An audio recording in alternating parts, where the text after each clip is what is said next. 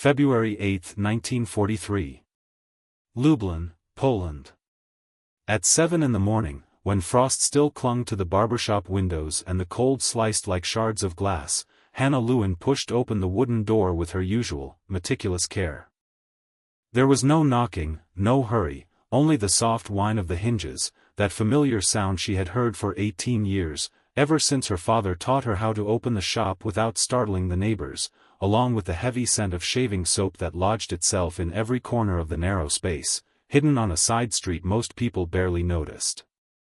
Outside, Lublin was waking under the crushing weight of occupation. Nazi patrols moved along the main avenues, boots hammering the frozen pavement. Notices in German announced the ban on movement after curfew. In front of the bakeries, ration lines were already stretching out, silent rows of people with dulled faces and hands numb from the cold. And somewhere across the city, at the Eastern Railway Station, trains were filling with people bound for destinations from which almost no one returned. Inside the barbershop, however, everything retained an almost unsettling sense of normalcy. 2 worn leather chairs creaked softly beneath the weight of customers.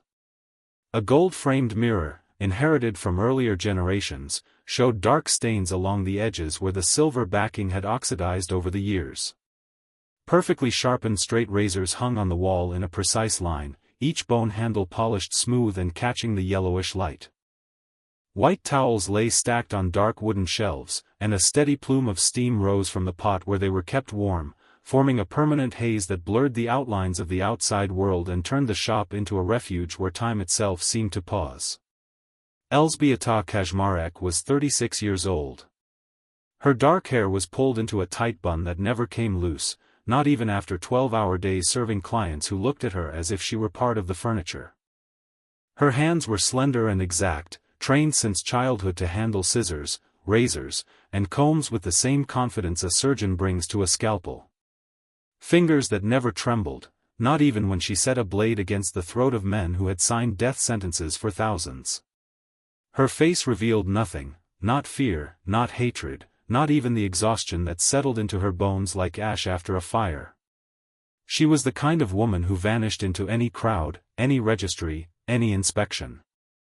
She was not beautiful by common standards, not memorable, did not draw attention or provoke suspicion, and that, precisely, was why she was still alive.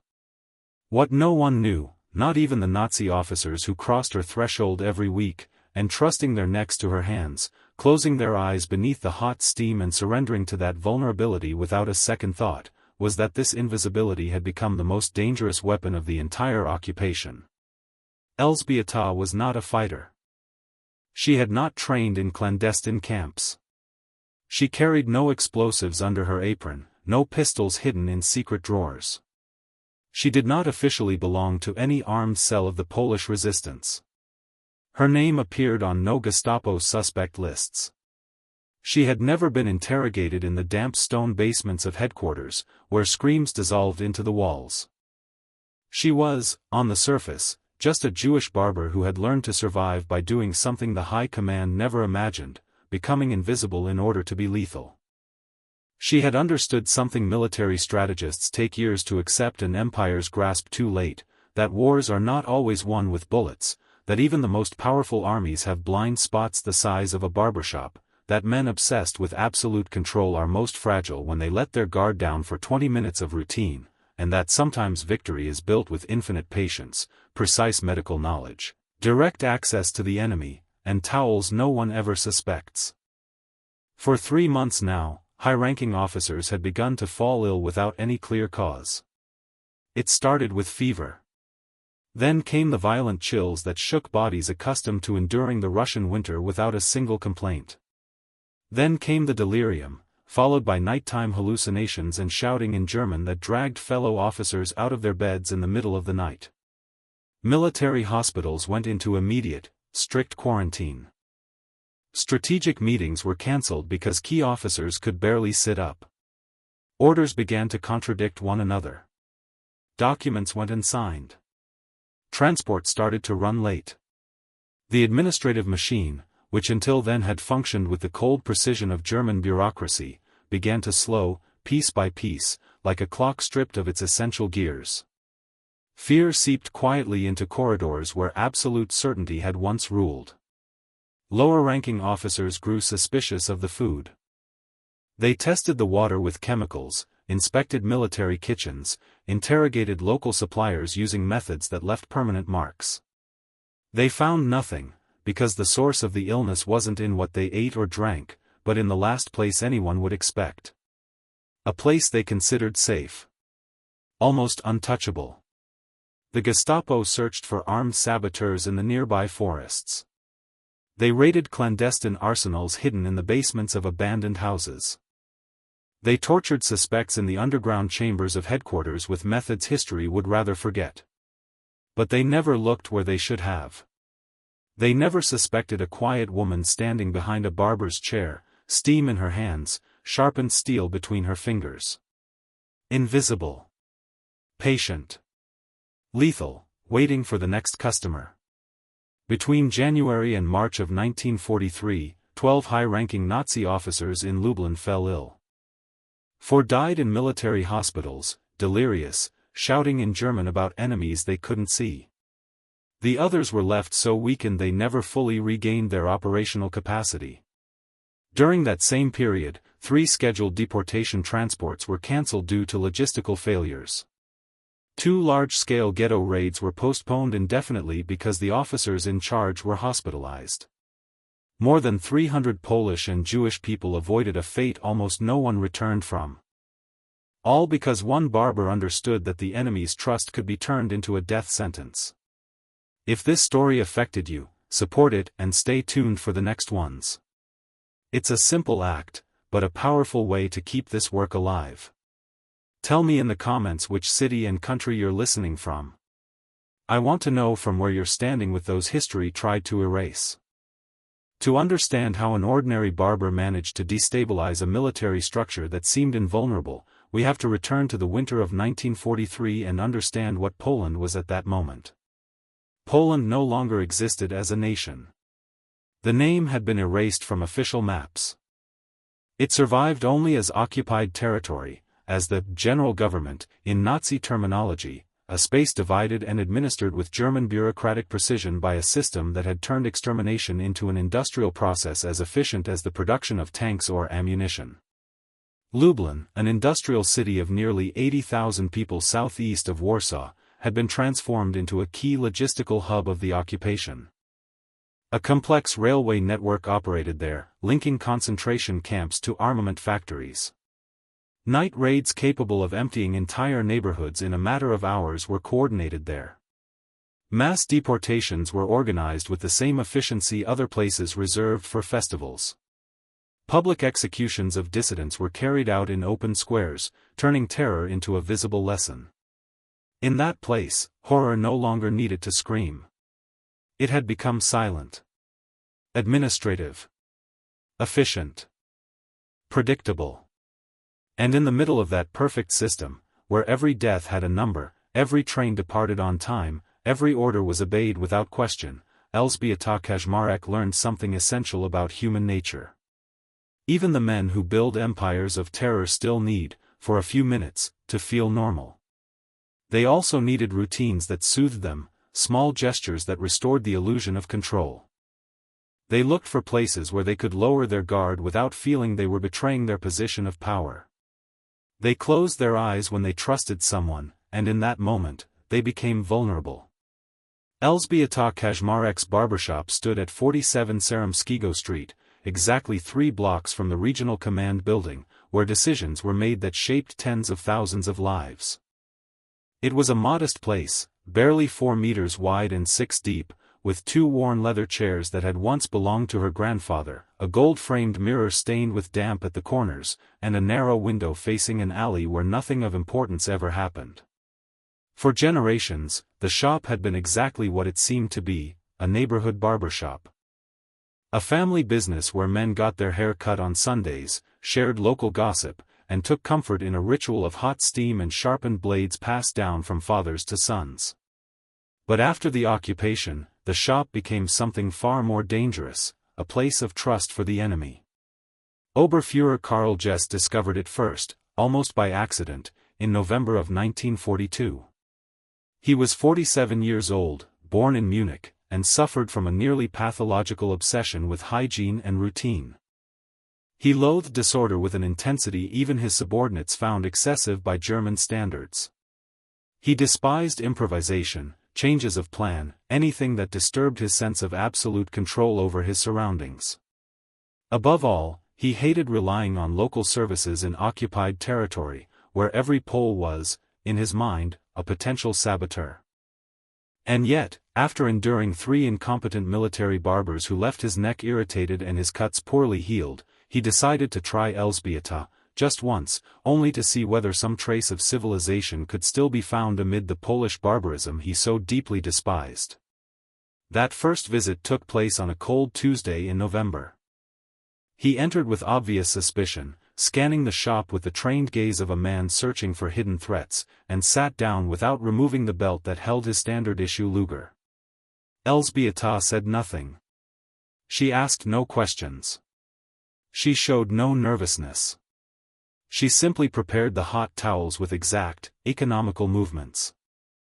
She sharpened the razor on the leather strap attached to the chair's arm, producing that steady, reassuring sound men associate with safety and tradition, and began to work with the same silent precision she had learned from her father.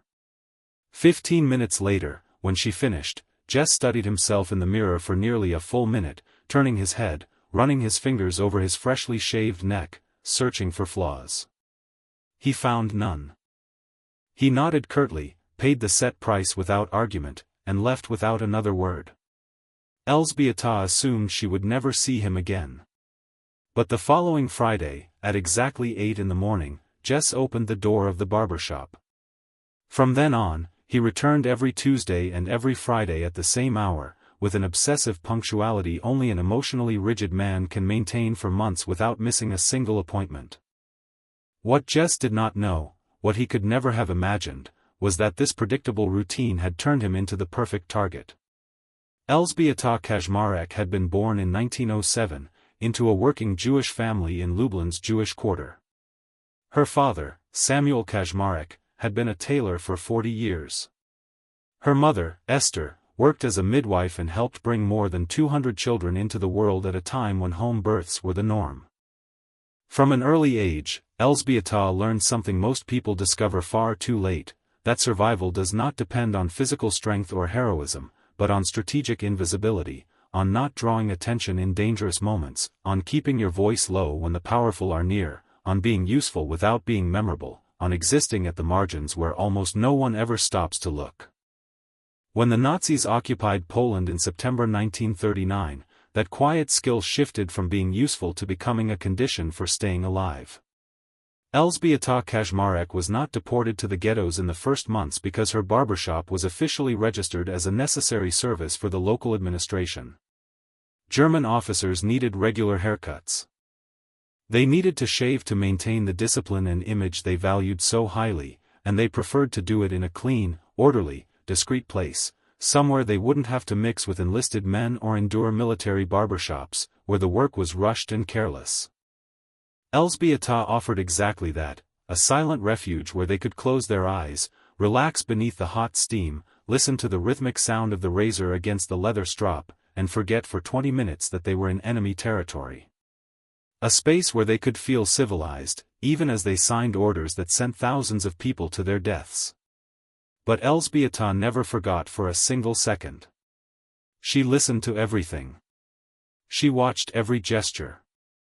She memorized names, ranks, schedules, and habitual routes. She learned that Sturmbannführer Otang personally coordinated railway transports every Monday afternoon from the logistics office, that Hauptsturmführer Emil Kraus, a paranoid veteran of the French campaign, personally reviewed deportation lists every Wednesday morning, checking each name twice before signing, that Untersturmführer Rolf Becker, the youngest and most careless of the group, always arrived hungover on Saturdays and talked too freely about operations meant to remain secret. Every detail lodged itself in her memory. Every casual word was filed away in a growing mental catalogue. Every routine was observed and analyzed with the cold precision of a military strategist. And when she finally met Dr. Jacob Feinrad in December 1942, she understood that all this accumulated information could be turned into something far more lethal than any stolen rifle or improvised explosive. Dr. Feinrad did not look dangerous at first glance. He was 49 years old, his gray hair perpetually unkempt, his face marked by a weariness that never quite left him, even when he managed a faint smile. Before the occupation, he had been a senior researcher at the Warsaw Institute of Hygiene, specializing in infectious diseases and public health control. His field was the epidemiology of communicable illnesses, particularly those that spread in overcrowded populations without basic sanitary conditions. When the Nazis took control and began the first racial purges in academic institutions, all Jewish scientists were expelled from the system, regardless of experience or contribution. Jacob lost his laboratory, outfitted with precision German microscopes. He lost the academic position he had built over 20 years. He lost access to modern medical equipment, his salary, his university housing, and his health insurance. The only thing he did not lose, the only thing no one could take from him, was his knowledge. And that knowledge, accumulated over decades of study and practice, was potentially lethal in the right hands. They met during the first week of December 1942, when Elżbieta's aunt, Raina Kaczmarek, fell gravely ill with pneumonia in the dead of winter and needed urgent medical care. Hospitals no longer admitted Jewish patients. Private clinics had closed or refused them out of fear of reprisals. The only option was to find underground doctors working in the shadows, risking immediate execution if discovered. Jacob Feinrad was one of those ghost doctors. He treated patients in secret, in the damp basement of an abandoned bakery at the edge of the ghetto, a windowless space lit only by candles and oil lamps. He charged barely enough to buy basic medicines on the black market, where prices were brutal but supply was the only option left. Elżbieta arrived there desperate, carrying her aunt wrapped in blankets, knowing that without professional help Raina would be dead within days. But what she found in that improvised basement changed everything. Jacob wasn't just treating the sick with the few resources he could scrape together, he was continuing his scientific work under conditions that bordered on the impossible. He worked in near-total silence, using equipment assembled from scavenged materials, growing bacterial cultures in glass jars pulled from restaurant trash, recording microscopic mutations with an old microscope that only half worked, calculating transmission rates using methods he carried entirely in his head from his university years. He was a scientist without an official laboratory.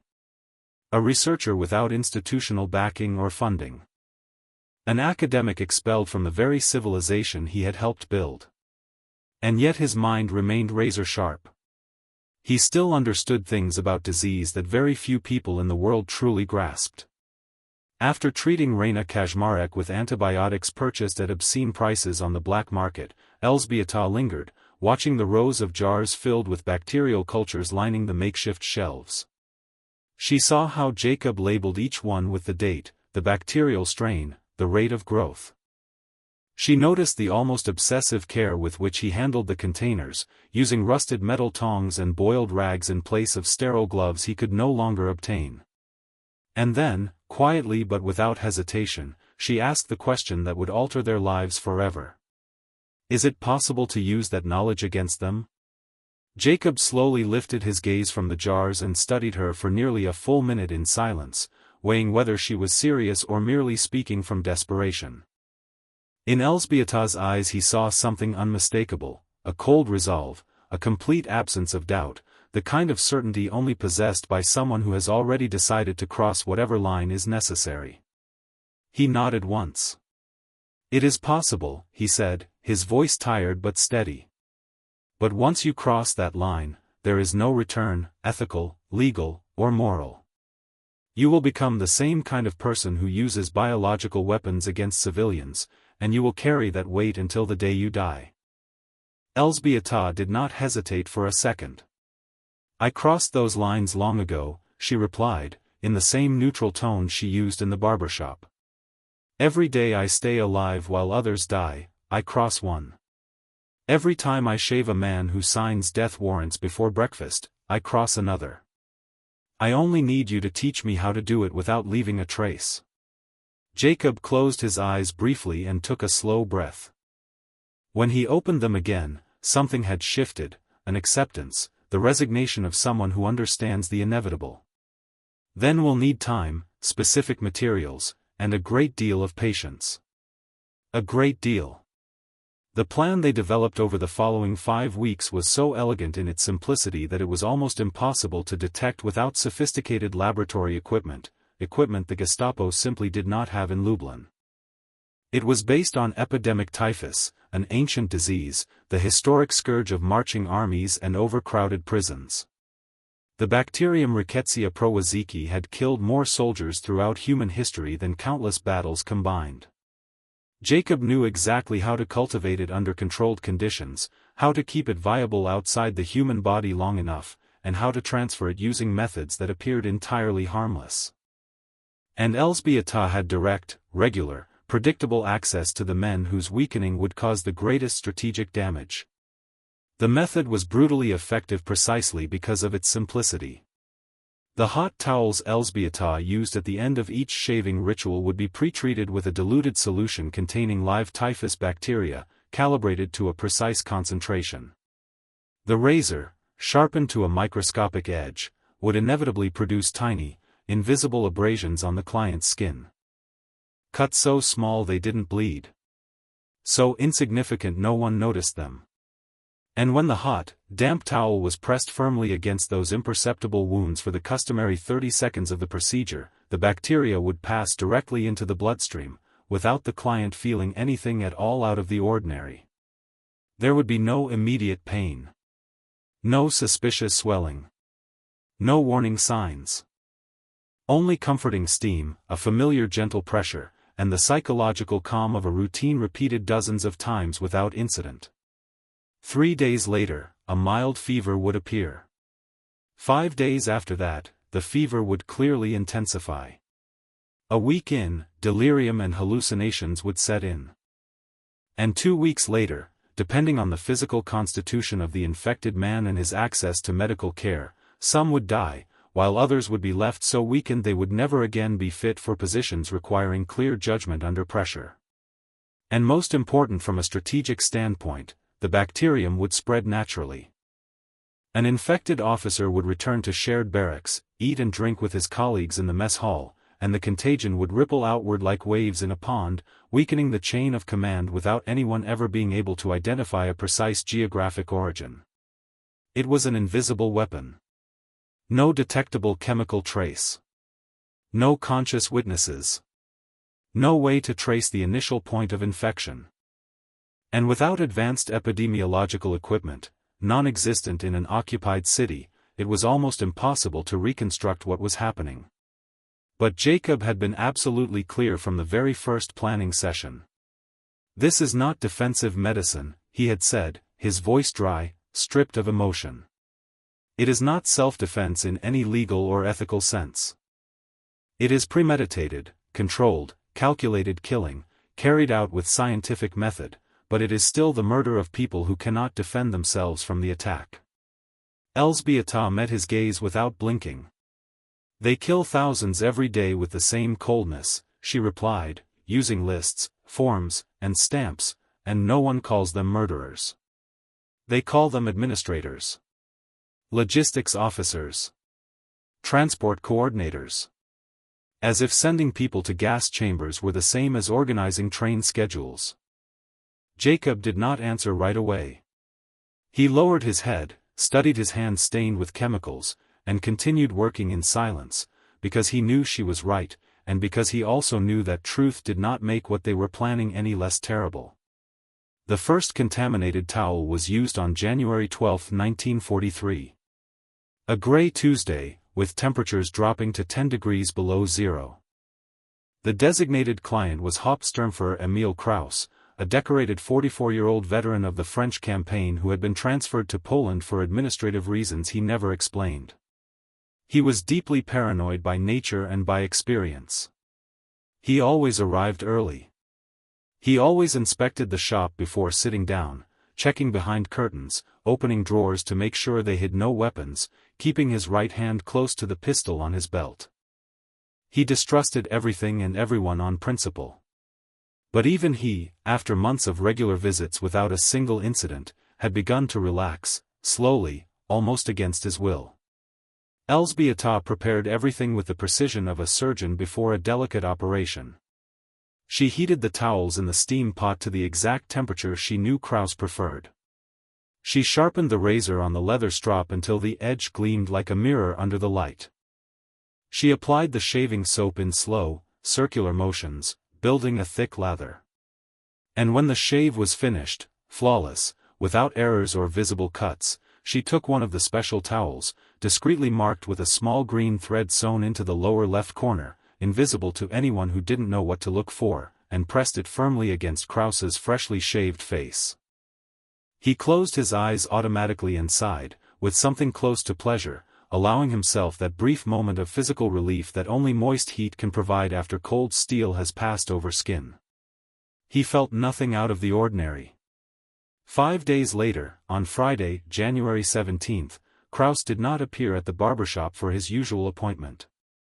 Elżbieta worked that entire day with her stomach twisted into a knot, asking herself every minute whether she had been discovered, whether Kraus had noticed something, whether the Gestapo would appear at any moment to arrest her. A week later, Sturmbannführer Otto Lang mentioned casually, while being shaved, that Kraus had been hospitalized with a high fever and symptoms the military doctors couldn't diagnose with certainty. They spoke of a possible flu, of atypical pneumonia, of some unidentified infection he might have picked up during a recent inspection in the ghetto. 2 weeks later, Elżbieta learned from Lang that Emil Kraus was dead. The official cause of death recorded in his military file was pneumonia complicated by a pre-existing, undiagnosed pulmonary weakness. No one suspected anything out of the ordinary. Military physicians concluded it was a tragic death, yes, but entirely plausible in the depths of a Polish winter. And Elżbieta understood, with brutal clarity, that the method worked exactly as Jacob had predicted. Over the next 8 weeks, from mid-January to early March of 1943, she operated with the surgical precision of someone who had fully internalized every step of the process. She did not infect indiscriminately. She chose carefully, only those whom her patient observation had identified as essential to keeping the machinery of terror running smoothly. Only men whose absence would create the greatest administrative disruption. Only those who were difficult to replace and whose removal would leave temporary voids of authority. Oberfuhrer Karl Jess was the second target. The obsessively punctual man. The control fanatic. The one who never missed an appointment. He fell ill in late January. His temporary replacement, an officer of lower rank transferred from Krakow, took 3 weeks to arrive and grasp the local systems. In that critical gap, 2 scheduled ghetto raids were cancelled due to lack of coordination between departments. Sturmbannführer Otto Lang was the third. The meticulous railway coordinator. The man who organized train schedules to Treblinka with the emotional detachment of an engineer moving cargo. When he became gravely ill in February, the entire logistics system descended into temporary chaos. Railcars sat idle at intermediate stations because no one knew precisely what to do with them. Timetables unraveled. Orders contradicted one another, as 3 different officers tried to fill the authority vacuum, each issuing incompatible directives. And as military hospitals slowly filled with officers exhibiting nearly identical symptoms, as doctors debated whether they were facing a localized epidemic of unknown origin, the Gestapo finally began to suspect that something more than bad luck, or coincidence, was at work. Wilhelm Dorn was not a loud or theatrical man. He did not bark orders like so many mid-ranking Nazi officers who mistook volume for authority. He did not rely on immediate threats or overt psychological terror. He simply observed. Took notes. Compared data. Looked for patterns. He was a sanitary inspector with the rank of Hauptmann, directly attached to the local Gestapo division, and he was sent to Lublin when medical statistics revealed an anomaly too clear to ignore. too many sick officers in a concentrated time window, too many deaths in a specific area, too many similarities in symptoms. Something was wrong at the root. And Wilhelm Dorn had been trained in Berlin precisely to detect that kind of anomaly, the kind that pointed to biological sabotage. He began methodically. He reviewed all military medical records from the past 6 months. He personally interrogated military doctors, demanding details on every case, every symptom, every attempted treatment. Then he conducted thorough inspections of the barracks where the officers lived, searching for sources of environmental contamination. He inspected the military kitchens accompanied by food safety specialists. He took water samples from every well used by German forces. He examined medical supplies for signs of contamination or sabotage and found absolutely nothing out of the ordinary. Every facility complied strictly with the hygiene standards imposed by Reich regulations. Every food source was controlled and documented. Every well had been disinfected according to protocol. Every barracks remained within acceptable parameters of cleanliness and ventilation. And yet, month after month, officers continued to fall ill with a regularity that defied any conventional explanation. In the third week of March, Dorn decided to change his approach entirely. Instead of focusing solely on official military installations, he began to systematically trace the personal routines and private habits of the infected officers. What they did outside the barracks in their free time. Where they ate when they didn't use the mess hall. Which places they visited often enough to create repeated exposure. Which local establishments they frequented with enough regularity to form clear patterns. That was how, after weeks of tedious work comparing itineraries and interviewing subordinates, he found a common denominator in 11 of the 12 cases, Elżbieta Kaczmarek's barbershop on Saremskiego Street. Not every officer who went to that barbershop had fallen ill, that was true and statistically relevant. But every officer who had fallen ill and died was a regular client of that particular place. From a legal standpoint, the correlation was weak. It did not constitute definitive proof. But it was more than enough to awaken the professional suspicion of someone trained precisely to detect hidden patterns. On March 18, 1943, Wilhelm Dorn entered the barbershop on Saremskiego Street for the first time. He walked slowly, taking everything in with the eyes of an inspector who knows the truth almost always hides in invisible details. Elżbieta saw him approaching through the window long before he reached the door. She recognized immediately that way of walking, that way of looking that catalogued every corner, the kind of man who never enters a place just to get a haircut, the kind who can end your life with a single signature. By the time Dorn crossed the threshold, Elżbieta had already, with extreme care, hidden all the special marked towels in the secret compartment she had built beneath the sink, concealed behind a false wooden panel. She had cleaned every visible surface with diluted bleach. She had eliminated any apparent trace of the materials Jacob had provided. She had destroyed all used towels, burning them in a stove far away. She had erased every piece of physical evidence that might surface in a conventional inspection, though deep down she knew it would not be enough if Dorn decided to dig deeper. Dorn did not sit in any of the chairs. He did not request any service. He simply paced the small shop slowly for several endless minutes, observing every detail with almost microscopic attention. The jars of lotions and colognes lined up on the shelf. The perfectly clean razors hanging on the wall, gleaming under the light. The white towels stacked with near-military precision. He stopped at the sink, turned on both taps, carefully smelled the running water, examined the drain with a small pocket flashlight, looking for suspicious residue. He opened the cabinet where Elżbieta kept cleaning supplies and inspected every bottle, reading every label. Then he turned and looked her directly in the eyes, without showing a trace of emotion. "How many German clients do you serve per week?" he asked, in rough but correct Polish. "It depends on the week," Elżbieta replied, keeping her voice completely flat, without a single inflection that might betray nervousness. "Between 10 and 15, approximately." "Has anyone ever complained of discomfort after a visit?" Irritation, rashes, unusual symptoms? Not that I'm aware of, sir. Some have been coming regularly for months. If they had problems, I assume they would have stopped coming. Dorn nodded slowly, processing the answer. He pulled a small black notebook from the inside pocket of his coat and wrote something in tiny, meticulous handwriting. Then he moved toward the door, stopped on the threshold with his hand resting on the knob, and turned one last time to face her. "I'll be back," he said in a completely neutral voice that was somehow more unsettling than any direct threat. "And next time I'll bring specialized personnel. I expect everything to be in order." When the door finally closed behind him and Elzbieta was left alone in the silence of the shop, her legs began to tremble uncontrollably. She had to sit down in one of the customer chairs. It took several minutes of deep breathing before she regained control of her body, but she did not allow herself to collapse completely. Not yet, because she knew that collapse was a luxury she could not afford while Dorn was still investigating.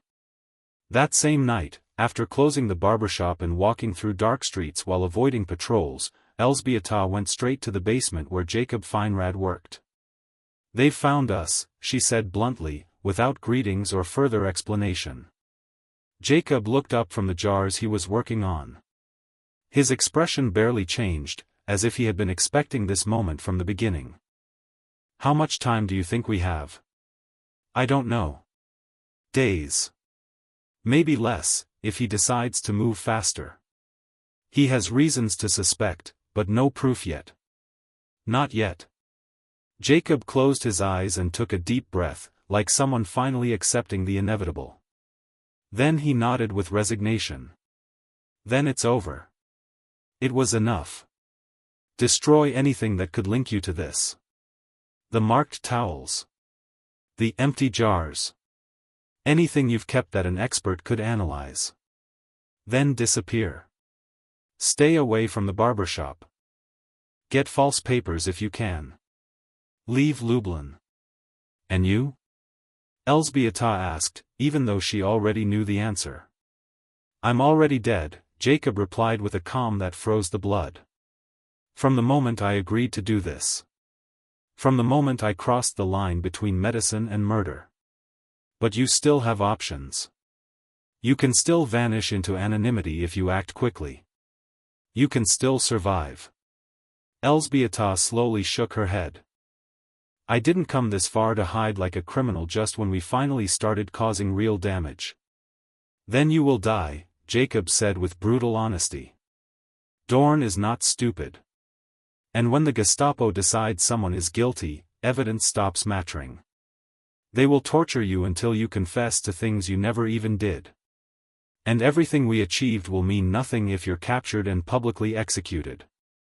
Elzbieta looked straight at him, unblinking, without fear. "What we did already mattered. 12 officers permanently out of operation. 4 dead. 3 transports cancelled. 2 raids postponed. More than 300 people who didn't get on those trains. That doesn't disappear if they catch me. Those lives still exist. The damage to their system is real. And if they execute me, at least they'll know that a simple barber forced them to retreat." Jacob did not answer. There was nothing left to say. He returned in silence to his jars, aware that they had both crossed a point of no return. For the next 6 days, Elzbieta continued working as if nothing had changed. She served her regular clients with her usual precision. She prepared the hot towels. She sharpened the razors until the edge gleamed. She applied the shaving soap in perfect circular motions. She smiled when necessary.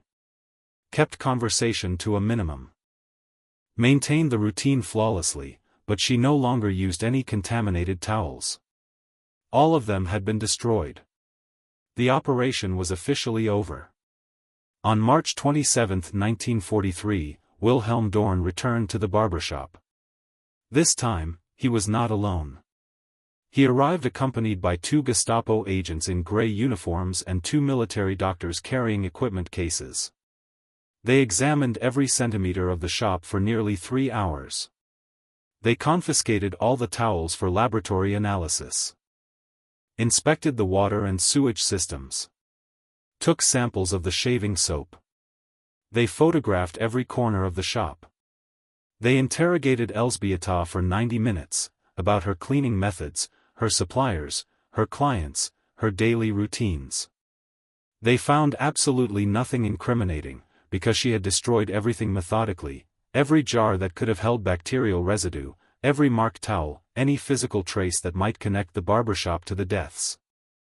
Everything had been burned, dissolved in acid, or buried in remote places no one could find without precise information.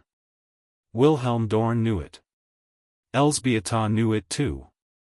But without material evidence, without witnesses, without a confession, there was no legal case to present, only suspicion. And suspicion, even in occupied Poland, was not technically enough to execute someone without any form of process.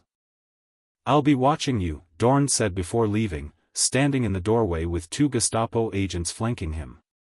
"Every client. Every movement. Every person who enters or leaves this place. If a single officer falls ill after visiting you, I will return immediately, and next time I won't need physical evidence. Statistical correlation will be enough. Do you understand?" Elżbieta nodded silently, her face perfectly neutral. And when the door finally closed and she was left alone in the shop, overturned by the inspection, she knew with absolute certainty that the war was over for her. Not with a celebrated victory, not with a humiliating defeat, but with that dense silence that always arrives after crossing moral lines from which there is no return. The true impact of Elżbieta Kaczmarek's operation was not measured in headlines or medals. It was measured in absences. In empty spaces. In things that never happened. In trains that never departed. In raids that were never carried out as planned. In names that never appeared on deportation lists. Between January and March of 1943, the Nazi administrative system in Lublin entered a progressive but sustained collapse that historians would only fully understand decades later, when the archives were reviewed. The 12 infected officers were not easily replaceable pieces. They held key positions and had accumulated specific institutional knowledge over months. Their simultaneous absence forced hasty reorganizations, coordination errors, breakdowns in the chain of command, and authority vacuums that took weeks to resolve. During that critical period of disorder, 3 transports scheduled to Treblinka were officially cancelled due to inadequate logistical coordination, according to German records recovered after the war. 2 mass raids planned for the Lublin ghetto were postponed indefinitely because the officers responsible for coordinating them were absent. And more than 300 people, Jewish and Polish, men, women, the elderly, and children, temporarily avoided a fate from which, statistically, very few ever returned alive.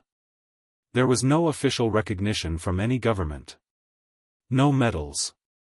No honorable mentions. No records in resistance archives. No monuments bearing her name. Only more than 300 people who continued to breathe because an anonymous barber decided that the enemy's trust could be turned into a death sentence. That historical silence, however, came at a devastating personal cost.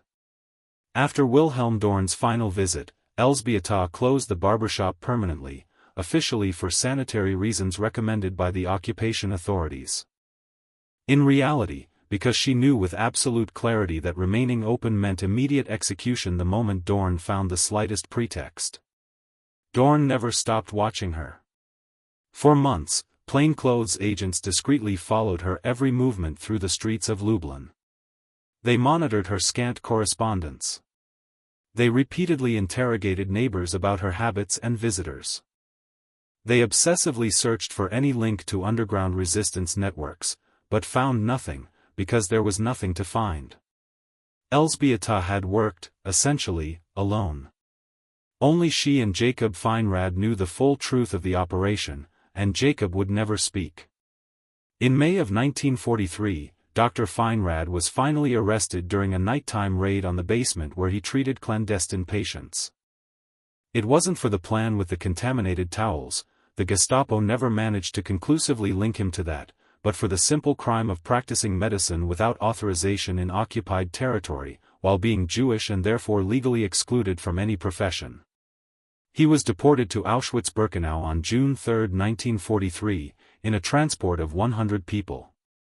He died exactly 3 weeks later, on June 24, officially from epidemic typhus. The dark irony of dying from the very disease he had once turned into a weapon did not go unnoticed by the few who knew the whole truth. Elżbieta never learned for certain whether he had been tortured before his death, whether he confessed anything under unbearable pressure, whether he ever mentioned her name in a final moment. But the Gestapo never came for her after his death, and that, in itself, was an answer. Jacob Feinrad had died in absolute silence, protecting to his last breath the only secret that truly mattered. Elżbieta Kaczmarek survived the war physically, though that word barely captures what it means to keep existing after all of that. After closing the barbershop, she moved to the Polish countryside, to a remote village where no one asked uncomfortable questions about anyone's past. She lived under false documents, using the name Maria Kowalska, and worked as a seamstress in a small textile factory producing uniforms for the Eastern Front. She kept her head down at all times. She spoke to no one about her life in Lublin. She never mentioned that she had once been a barber. She existed at the margins, exactly as she had learned to do since childhood. When the war finally ended in May of 1945, with the German defeat and the arrival of the Red Army, Elżbieta returned briefly to Lublin. She walked streets she barely recognized after the bombings. She searched for familiar faces and found only absences. The barbershop on Saremskiego Street no longer existed. The entire building had been destroyed during the chaotic final months of the occupation. As the front approached and the city became a battlefield, nothing remained but blackened rubble and ash carried by the wind through empty streets. She did not try to rebuild. She did not seek recognition from the new authorities. She simply left. She settled permanently in Krakow, a city large enough to disappear into anonymity, where she opened a small tailoring shop in a working-class neighborhood. She never married. She never had children. She lived alone for decades in a 2-room apartment with windows facing an inner courtyard where sunlight barely reached. She worked in silence, sewing, mending clothes, surviving without drawing attention. Her Aunt Rena had died in 1944 during one of the last raids before liberation, a raid Elżbieta had not been able to stop. Toba Mendel, the survivor who once warned her about the moral cost of vengeance, disappeared without a trace in the final, chaotic months of the war. Of everyone who had shared those terrible months in Lublin, Elżbieta was the only one who reached the end alive, but the price had been extraordinarily high. For decades, she carried in silence what she had done, not guilt in the conventional sense. She never felt remorse for the dead Nazi officers. She never regretted the lives saved when transports were cancelled. What she carried was something else. Heavier. Harder to name. The certainty of having crossed moral lines most people never face, and of having been changed by those crossings in ways she could never explain to anyone who had not been there. She slept poorly. She had recurring nightmares in which she saw the faces of men closing their eyes beneath hot towels, trusting completely the hands that were killing them slowly. They were not dreams of moral regret, but lingering psychological echoes, images that never fully faded, that returned on sleepless nights and surfaced without warning at the most unexpected moments. And although she knew, rationally, that she had saved lives, 300 real people who never boarded those trains and never died in gas chambers, she also knew that she had killed with scientific method, with calculated coldness, with the same surgical precision she used to shave a cheek without leaving a single visible cut. She was a killer and a savior at the same time. And neither identity erased the other. In 1961, when the major war crimes trials began and academic investigations into the Polish resistance gained momentum, a few historians eventually found their way to her, following fragmented leads. They had uncovered scattered references in declassified Nazi archives, reports signed by Wilhelm Dorn that mentioned a possible source of sanitary contamination never conclusively identified. There were also vague testimonies from surviving German officers who recalled a barbershop in Lublin where several colleagues had fallen ill. They asked her directly whether it was true. Whether she had been involved. Whether she could confirm or deny what appeared in the German documents. Elżbieta denied everything without hesitation. "I only cut hair," she said, in the same flat, emotionless voice she had used all her life. "Nothing more. I don't know what you're talking about." The historians persisted for weeks. They showed her official documents. They explained patiently that she faced no legal consequences so many years later, that her testimony would help better understand civilian resistance strategies under occupation, that she might even receive posthumous recognition if she agreed to speak. But Elżbieta never changed her answer. Because she understood something essential they did not, that some stories do not need to be told publicly, that certain acts of war do not require medals or official tributes, that sometimes the only victory that matters is surviving without becoming what you fought against, without turning into a fanatic, without losing your humanity while trying to defend it. Elżbieta never wanted to be a mythical heroine in history books. She only wanted to remain an imperfect human being. Elżbieta Kaczmarek died in 1989, at the age of 82, in the same small Krakow apartment where she had lived in complete anonymity for 4 decades. She was found by a neighbor from the 3rd floor, seated in her usual chair by the window, a cup of cold tea in her right hand and a book of Polish poetry open on her lap. There was no large funeral. No official speeches. No government representatives. No war veterans laying wreaths. Only a small group of people who barely knew her, as the quiet, reserved seamstress from the 2nd floor, the woman who hemmed trousers and mended shirts. Her story remained buried in near total silence until 1997, 8 years after her death, when a German researcher specializing in the medical history of the Second World War, painstakingly reviewing declassified Gestapo archives, discovered Wilhelm Dorn's complete report. There, on yellowed pages written with the obsessive bureaucratic precision typical of the Nazi regime, everything was recorded: the exhaustive inspections, the well-founded suspicions, the statistical patterns that never managed to become admissible judicial evidence, the correlations that strongly suggested biological sabotage impossible to prove conclusively. And at the end of that 50-page report appeared a personal handwritten note from Dorn, dated April 2, 1943. Suspicion confirmed in theory through statistical correlation.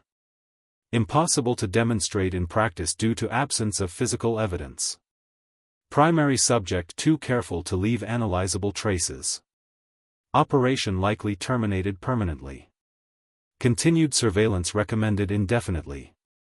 Strategic damage, however, has already been inflicted and cannot be reversed. That bureaucratic report was the only documentary trace that remained. There were no dramatic confessions, no last-minute testimonies, no writings by Elżbieta explaining her motives or methods. Only the involuntary, almost respectful, acknowledgement of an enemy who had understood the truth, but had never managed to prove it within a legal framework. The story of Elżbieta Kaczmarek is not that of a classic hero with monuments or streets bearing her name. There are no cinematic scenes of glory. No spectacular acts under enemy fire. No waving flags. No commemorative anthems. It is the quiet story of an ordinary woman who grasped something essential about the nature of power, that even the most brutal system ultimately depends on trust, that even the most violent empire needs to believe that certain everyday spaces are safe, that some domestic gestures are harmless, that some people are innocuous, and that this blind trust, when systematically violated, can become the most lethal weapon of all. Elżbieta never fired a rifle in open combat or threw bombs at military installations. She never fought on a battlefield or took part in armed ambushes. But for 3 decisive months, in a small, forgotten barbershop in Lublin, she managed to temporarily halt an industrial machinery of death that seemed impossible to stop. She saved 300 real human lives that would otherwise have ended in gas chambers. She killed 12 men who coordinated mass atrocities and paid for that act with a psychological price she carried in silence every single day for the rest of her life. She did not ask for forgiveness because she did not believe she needed it. She did not seek recognition because she did not want it. She did not write memoirs because some stories are too complex to be reduced to conventional heroic narratives.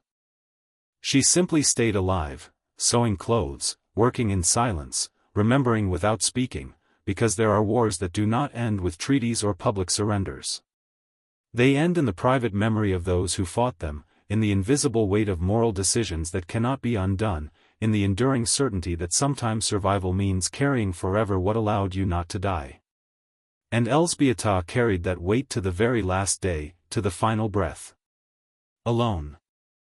The barbershop no longer exists. Lublin was rebuilt after the devastation. The Third Reich collapsed into ashes and trials in Nuremberg. But the fundamental truth Elżbieta Kaczmarek demonstrated with contaminated towels and steady hands remains intact, that absolute power, no matter how brutal or omnipresent it appears, is always vulnerable to those who know how to find its blind spots and have the moral determination to exploit them without hesitation, that social invisibility can be a strategic weapon, that infinite patience can become an effective form of resistance, and that an ordinary woman, armed with precise scientific knowledge and direct access to the enemy, can alter the course of history without anyone knowing her name, until silence, decades later, finally breaks. If you know someone whose story deserves to be told, someone who resisted in silence, who fought without conventional weapons, who saved lives without seeking public recognition, write about them in the comments. Include your city and your country. Maybe the next invisible hero will be yours.